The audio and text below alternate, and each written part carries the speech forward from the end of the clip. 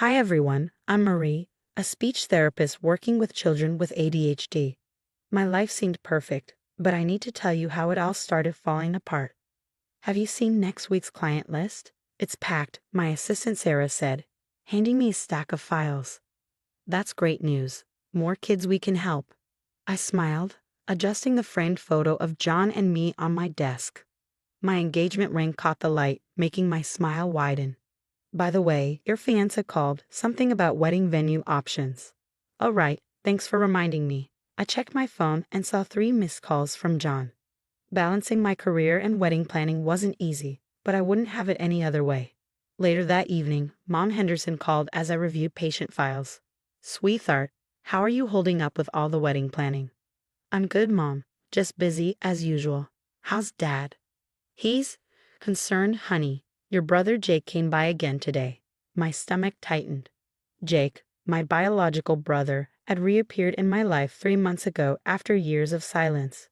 What did he want? He was asking strange questions about your college fund, our savings. That's odd. I'll talk to him.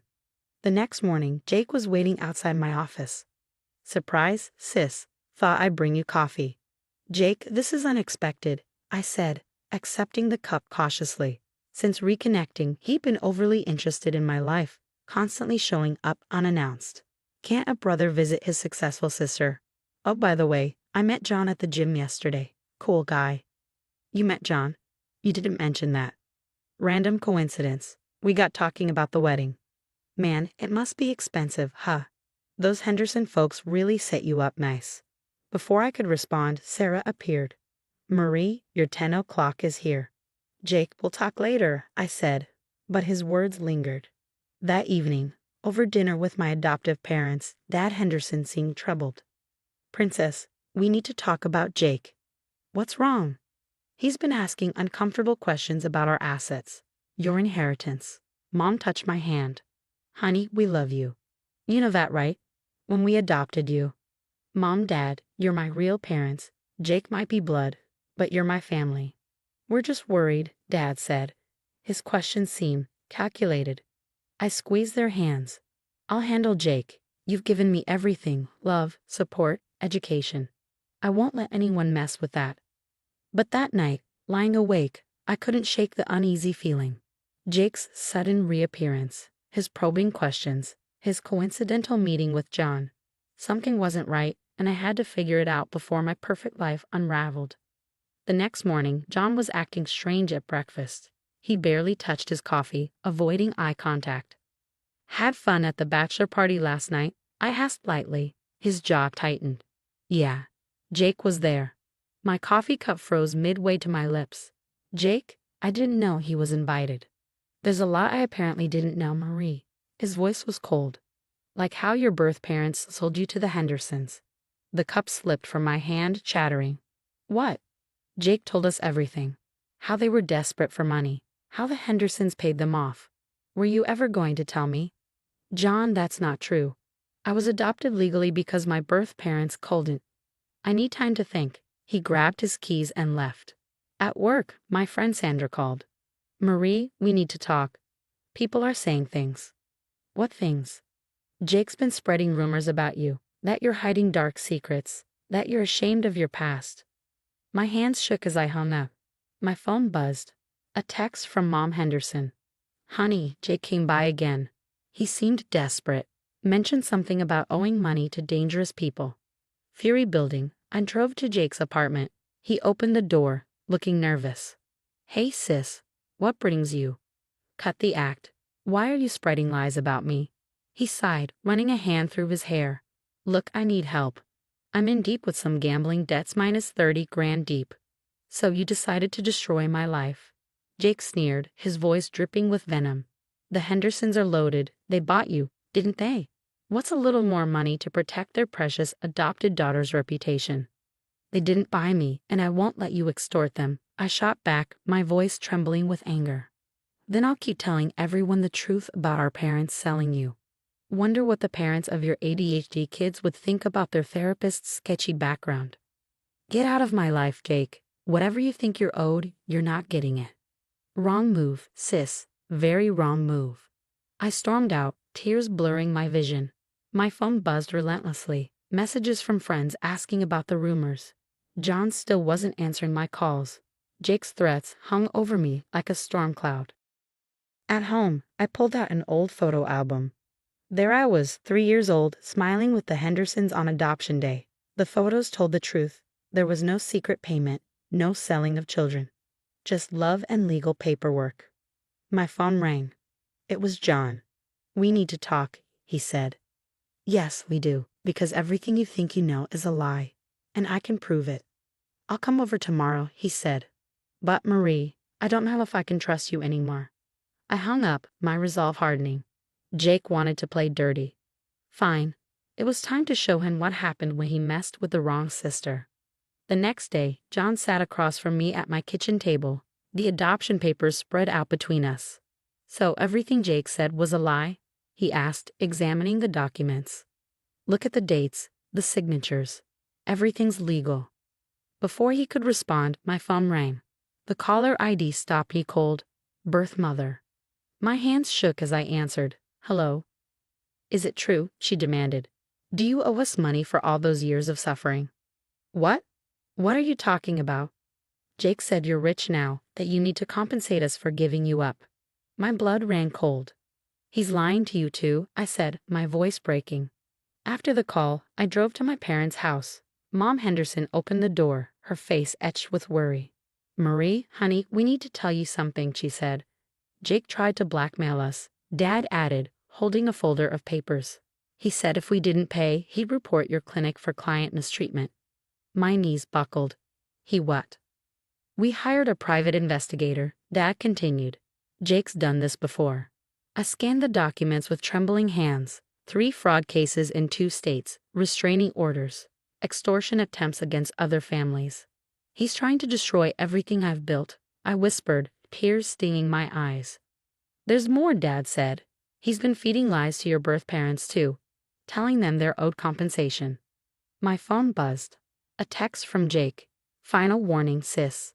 Pay up, or tomorrow I start calling your client parents about their kids being mistreated." I stood, my determination solidifying. "I won't let him hurt my kids," I said, my voice steady. That evening, I made a series of calls. First to Sandra, my friend at the courthouse. "I need every legal document you can find on Jake Mitchell." Then to Sarah. "Pull all the security footage from when Jake visited the clinic." Finally to my old college roommate, now a detective. "Can you run a background check?" Piece by piece, the evidence came together. Jake's pattern was clear. Find vulnerable families, exploit their emotions, and extract money. But he picked the wrong target this time. I set up cameras in my office, knowing he'd show up again. Sure enough, the next day, he stormed in. "Last chance, Marie. 30 grand, or I start making calls." I recorded everything, Jake. Every threat, every lie. "I've got proof of your frauds, too." His face went pale. "You're bluffing." I played the recording of his blackmail attempt against the Hendersons. "You really think I'd let you hurt my family? My patients?" I said, standing firm. "You picked the wrong sister to mess with. You think you're so perfect, don't you? The successful one. The chosen one." "No, Jake. I'm just someone who chooses to build rather than destroy." I watched as the fight drained out of him. "Now get out." Later, I met with both sets of parents, adoptive and biological, and showed them everything. My birth mother wept. "He played us all." "Use our guilt against us," she said. Mom Henderson hugged her tightly. "We all love Marie. That's what matters." That night, John called. I was an idiot for believing him. "Yes, you were," I said. "Can we talk? Really talk?" I hesitated, thinking of trust and betrayal. "We can talk, but things won't be the same." The next morning, a text from Jake's girlfriend arrived. "You should know he owes dangerous people money. Loan sharks. They're not patient." Perfect. Jake's own choices were catching up with him. I forwarded the evidence to my detective friend. That night, I sat in my office, flipping through childhood photos. There was little Jake before the bitterness consumed him. My phone buzzed again, a threatening text from Jake. But I wasn't scared anymore. The truth was my weapon, and I had an arsenal. "Your house of cards is about to fall," I whispered to the screen. The morning news hit like a bombshell. Local man arrested in connection with multiple fraud cases. Jake's mugshot stared back at me. Did you see the news? Sarah burst into my office, beaming. Those loan sharks Jake owed money to. Turns out they were running an illegal gambling ring. When they got caught, Jake went down with them. I smile, remembering the anonymous tip I sent to my detective friend about Jake's gambling connections. Sometimes justice comes from unexpected places. My phone buzzes. A message from one of Jake's previous victims. Thank you for helping us come forward. Your evidence gave us courage. 10 other families have filed charges against him. Each story mirrors mine. Exploitation, emotional manipulation, attempts at extortion. But I was the one who finally stopped him. Marie, I look up to see John standing in my office doorway. Can we talk? We sit in the park where he proposed. He speaks first. I've been an idiot. Yes, you have, I say, my tone calm but firm. I should have trusted you. I should have asked you first instead of believing Jake. I twist my engagement ring thoughtfully. Trust isn't just about love, John. It's about respect. You didn't respect me enough to hear my side. I know, he says, his voice heavy with regret. I'll spend every day making it up to you.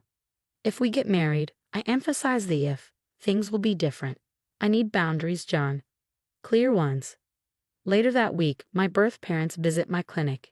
They look remorseful. We're so sorry, Marie, my birth mother says. We let Jake manipulate our guilt. I understand, I reply, my tone measured. But I need space. I have a family, the Hendersons. You can be part of my life, but on my terms. The wedding is smaller than originally planned. I walk down the aisle with Dad Henderson, Mom beaming from the front row.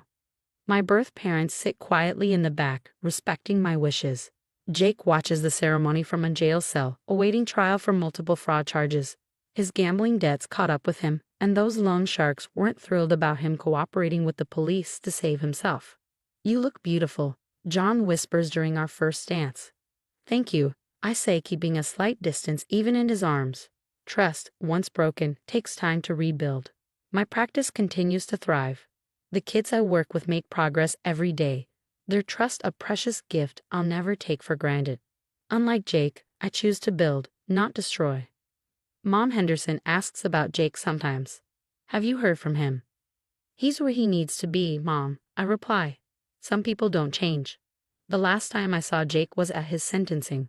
5 years for fraud, plus civil suits from his victims. He tried to catch my eye, but I looked away. Sometimes the best revenge is living well while karma does its work. On my new office wall hang 2 framed documents, my marriage certificate and my therapy license. Proof that Marie Henderson, not Mitchell, built something real, something honest. Ready for your 3 o'clock? Sarah asks, poking her head in. Always, I reply, smiling as I adjust the nameplate on my desk. It reads, Mary Henderson, speech therapist. The past is behind me now. Jake's choices led to his downfall, while I rose above his schemes. Family isn't about blood, it's about choices. I chose integrity. I chose the Hendersons. I chose my own path. And John, he's learning that love without trust is like therapy without honesty. It only works if both sides are willing to do the work. We're getting there slowly.